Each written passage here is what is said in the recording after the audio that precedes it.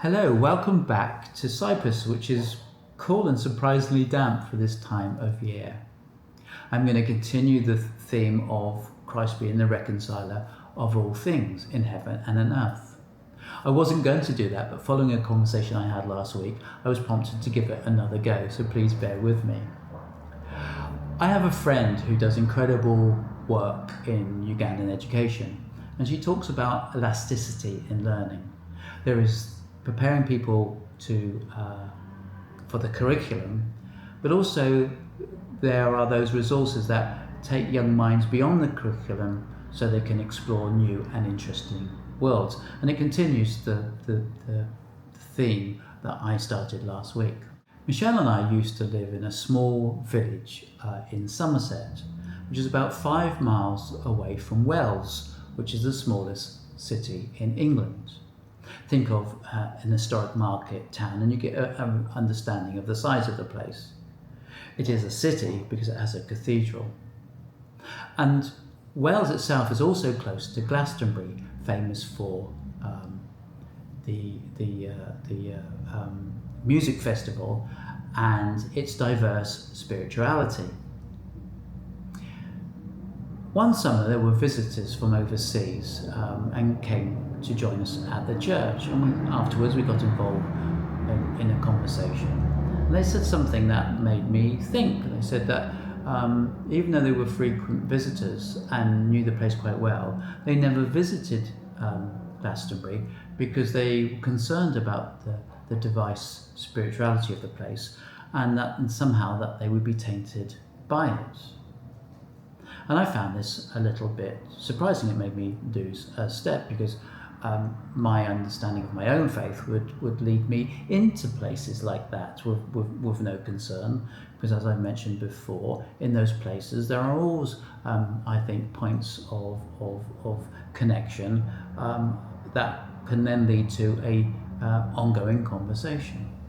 Anyway, one morning we were staying with our friends and we were driving into Wales just to visit, and on the way you look to the right and you overlook the Cheddar Valley, which is very beautiful, and there in the distance is Glastonbury Tor, and it is iconic for if you visit the area, you go to Glastonbury Tor and you can walk up it, and there's a remains of a 14th century church on the top.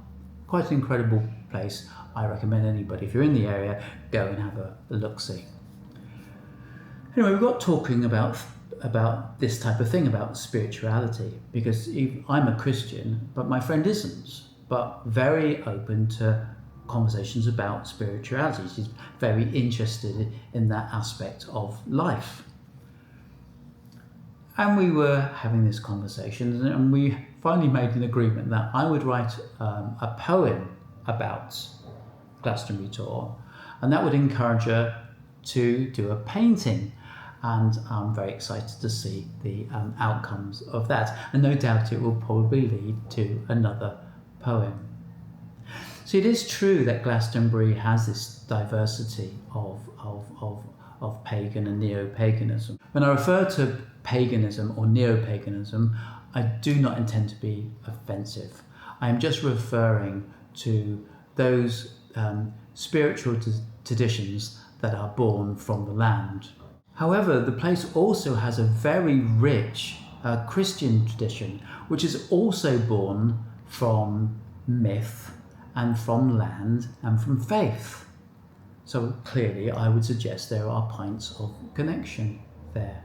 We have the Arthurian legend, which I mentioned a couple of weeks ago. It's captured wonderfully by poet and Christian thinker Malcolm Guite in his work Galahad and the Grail.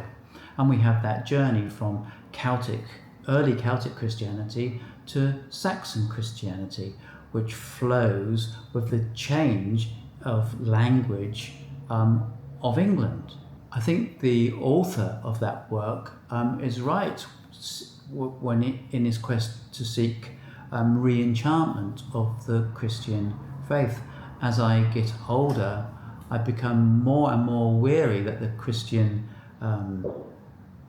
story is being removed and being replaced with a pile of propositional statements that lose their magic, and in doing so, if misused, so readily causes harm and division.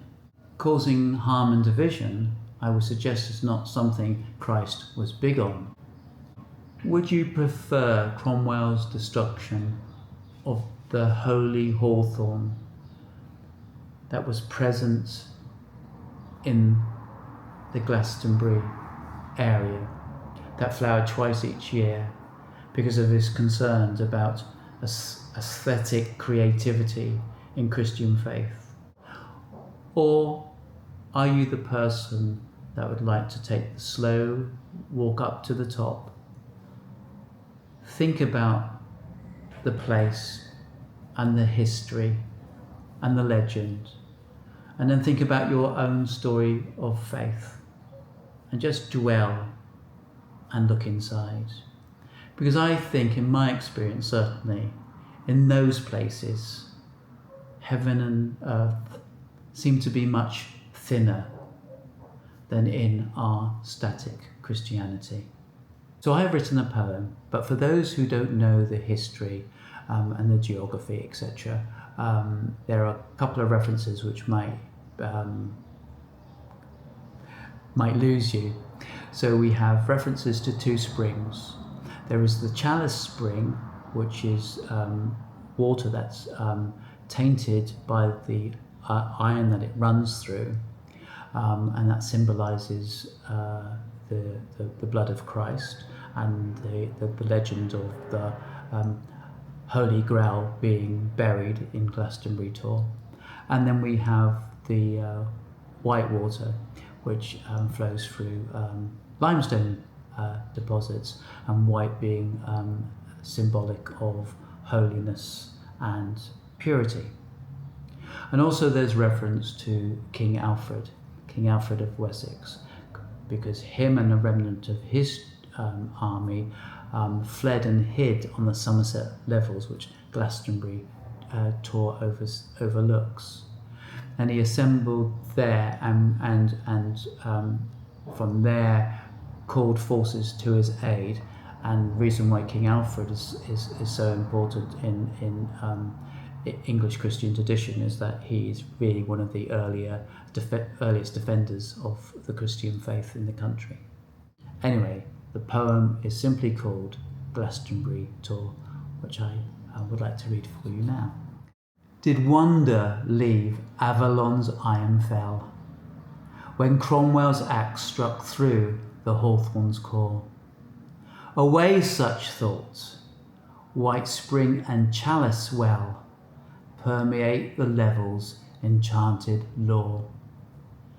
The isle watched over Alfred's remnant, for it heard holy song from Celtic men.